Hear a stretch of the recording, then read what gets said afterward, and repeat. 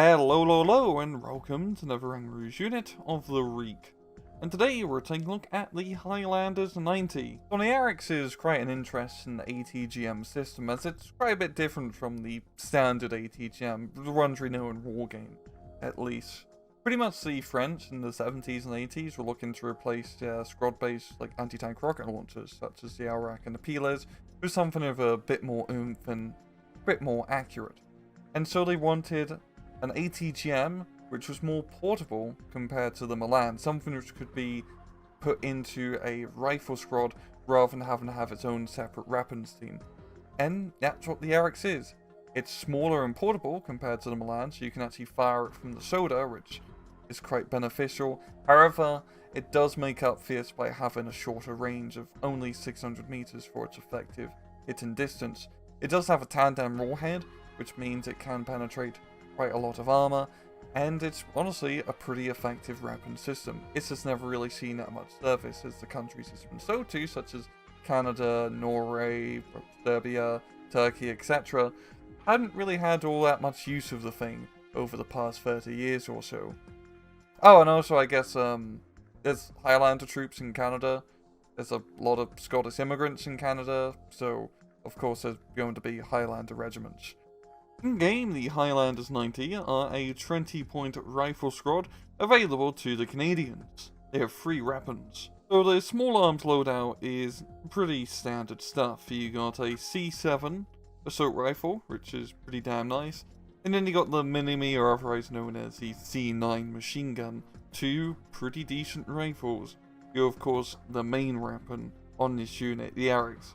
That's what we really want to be talking about, because, by God, what a weapon it is. You get 9 shots with 1 kilometer range, 60% accuracy, 25 AP, and a 5-second reload time. It's a pretty powerful missile.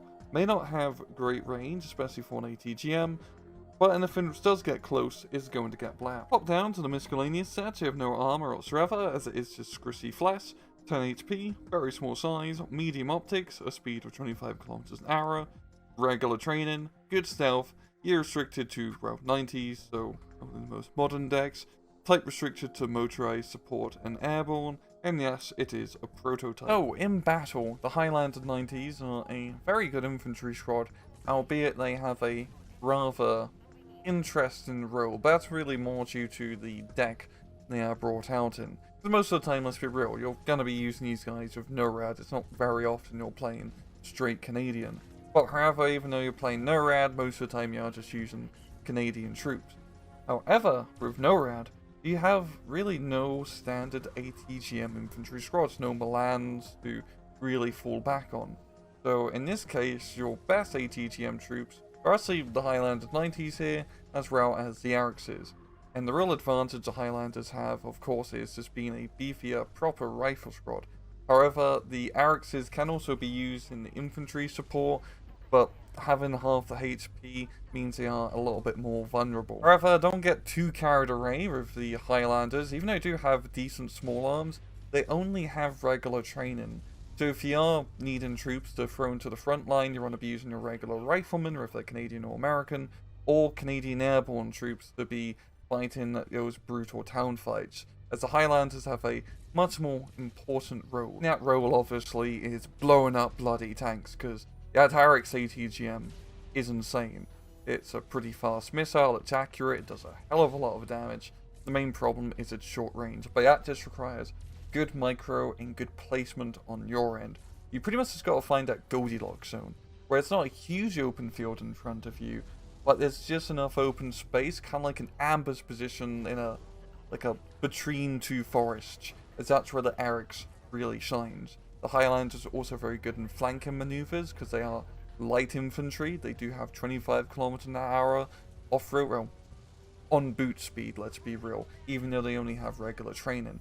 So they can get round flanks quite quickly, and just due to their RX ATGM, they are fantastic at knocking down enemy supply roads. These guys are much more usable compared to their American counterpart, the light rifleman 90. Even though they are very good troops, I wouldn't say they are must-haves to bring in a regular NORAD deck, especially if you're just playing standard, as you really just want to get some more cheaper infantry spam And let's be real, they also have a lot of very good anti-tank fire support.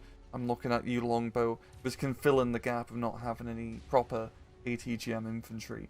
However, if you are playing motorized or airborne, Highlanders are pretty good. It just sucks you can't get them in mechanized. Overall, Highlander 90s are a damn good squad. They're great for holding positions and flanking positions and really just using their ATGM to do most of the work. Because for 20 points, if that ATGM kills, well, really any tank, you've paid yourself off, and it can very easily kill tanks. You just have to buy your time and wait for him to get close to you. You just have to be the last one standing, because there can be only one. And well, I'm going to leave it off at that. This has been another Rang Rouge Unit of the Week. I hope you guys enjoyed the video. And as usual, please just take it easy.